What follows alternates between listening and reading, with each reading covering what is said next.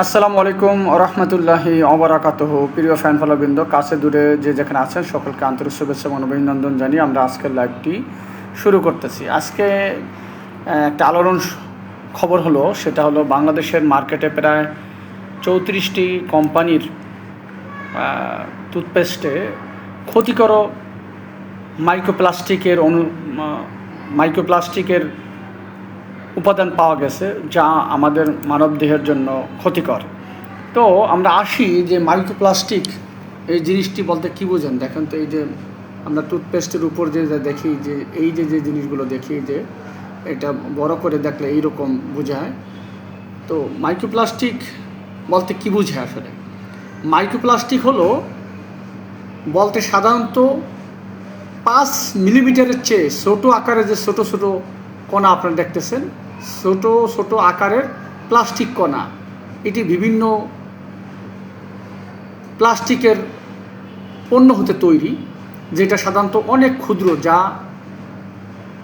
যা সাধারণত আমরা খালি চোখে দেখি না। তাহলে এক কথায় মাইক্রোপ্লাস্টিক বলতে 5 মিলিমিটার চেয়ে ছোটো আকারের প্লাস্টিক কণাকে বোঝায়। এর মধ্যে অনেক কণা এতটাই ক্ষুদ্র যা ন্যানোপ্লাস্টিক বলা হয়। ন্যানোপ্লাস্টিক যেইগুলো সাধারণত খালি চোখে দেখা যায় না, এগুলোকে বিভিন্ন প্লাস্টিকজাত পণ্য থেকে ভেঙে টুকরো টুকরো করে সেইটা তৈরি করা হয়েছে। এই জিনিসটাকে বলা হয় মূলত মাইক্রোপ্লাস্টিক। তো এই যে ক্ষুদ্র ক্ষুদ্র যেই জিনিসগুলো দেখতেছেন, এটা অনেক সময় আমরা খালি চোখে দেখি না, যেটাকে ন্যানোপ্লাস্টিক বলা হয়। ন্যানোপ্লাস্টিকের পণ্য যারা বিভিন্ন প্লাস্টিক পণ্য থেকে তৈরি করা হয়েছে, এই সমস্ত জিনিসই মাইক্রোপ্লাস্টিক। তো এটা উদ্বেগের বিষয় হচ্ছে বাংলাদেশের যে সমস্ত টুথপেস্ট রয়েছে প্রস্তুতকারক, বাংলাদেশে প্রায় 34টি টুথপেস্ট কোম্পানির নমুনা নিয়ে সংগ্রহ করে সেটা পরীক্ষা করা হয়েছে ল্যাবরেটরিতে। সেখানে দেখা গেছে যে 26টির ভিতরেই খারাপ, ক্ষতিকর এই মাইক্রোপ্লাস্টিক রয়েছে। তো মাইক্রোপ্লাস্টিক যদি আমরা দিনের পর দিন প্রতিনিয়ত ব্যবহার করি, এটা আমাদের শরীরের জন্য কী কী ক্ষতি হতে পারে, যে মাইক্রোপ্লাস্টিক এটা কী কী ক্ষতি হতে পারে, এটা নিয়ে আমরা আজকে আলোচনা করব। 1 নম্বরে যেটা সম্ভাব্য ক্ষতি হবে, যেটা অনেক দিন যদি মানবদেহে এটা ব্যবহার করা হয়, তাহলে ইনফ্লামেশন হতে পারে, বড় ধরনের প্রদাহ সৃষ্টি হতে পারে। তারপরে হলো আমাদের ইন্টেস্টাইনের ক্ষতি হয়ে যেতে পারে। হ্যাঁ, আমাদের ইন্টেস্টাইনে বিভিন্ন ধরনের উপকারী জীবাণু রয়েছে, যেগুলো আমাদের শরীরে গুরুত্বপূর্ণ উপাদানগুলো, যেগুলো আমাদের আমাদের ইমিউনো সিস্টেম, আমাদের ডাইজেস্টিভ সিস্টেম বিভিন্ন কাজে সাহায্য করে। অনেক উপকারী ব্যাকটেরিয়া রয়েছে, যেমন ল্যাক্টোবেসিলাস অ্যাসিডোফাইলাস, ল্যাক্টোবেসিলাস বুলগারিকাস, এই জাতীয় উপকারী ব্যাকটেরিয়া। এগুলো কিন্তু আমাদের জন্য খুব গুরুত্বপূর্ণ ভূমিকা পালন করে। এরা সাধারণত অন্তে বা ইন্টেস্টাইনে থাকে। এরপরে হরমোনের প্রভাবে সামান্য পরিবর্তন হতে পারে। আমাদের যে হরমোন রয়েছে, এই হরমোনের সমস্যা তৈরি করতে পারে। এরপরে রয়েছে আমাদের লিভারে মারাত্মক ক্ষতি হয়ে যেতে পারে। লিভার দীর্ঘদিন যদি এই মাইক্রোপ্লাস্টিক আমাদের শরীরে প্রবেশ করে, তাহলে এই মাইক্রোপ্লাস্টিক পণ্য আমাদের শরীরে প্রবেশ করার পর আমাদের লিভারে কিন্তু মারাত্মক ক্ষতি হতে পারে। এরপর আছে আরেকটা গুরুত্বপূর্ণ ভাইটাল অর্গান, সেটা হলো কিডনি। এই মাইক্রোপ্লাস্টিক যে ক্ষুদ্র ক্ষুদ্র কণা রয়েছে, এটা কিডনির জন্য দীর্ঘমেয়াদী ব্যবহার করার ফলে আমাদের কিডনির মারাত্মক ক্ষতি হয়ে যেতে পারে।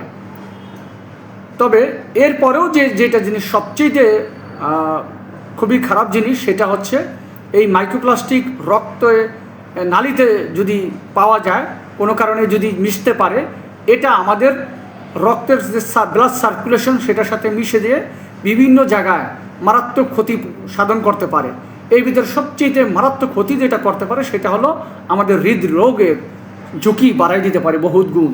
এটা হৃদরোগের সমস্যা করতে পারে, এটা মারাত্মক ক্ষতি করতে পারে দীর্ঘদিন যদি আমরা এই মাইক্রোপ্লাস্টিক আমাদের রক্তের ভিতরে কোনো কারণে প্রবেশ করে, এবং এটা যদি রক্তের বিভিন্ন সার্কুলেশনের বিভিন্ন জায়গায় যে এটা যদি আটকে যায়, বা কোনো কারণে আমরা যে বিভিন্ন ধরনের আমাদের সার্কুলেশন সিস্টেমে যদি কোনো সমস্যা হয় তাইলে কিন্তু এটা সমস্যা করতে পারে।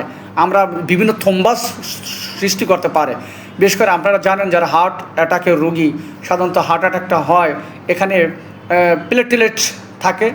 এই প্লেটলেট রিচ যেই থ্রম্বাসটা হয় সেটাকে আমরা প্লেটলেট রিচ থ্রম্বাস বলি। সেখানে অ্যান্টিপ্লেটলেট ড্রাগ দেওয়া হয়।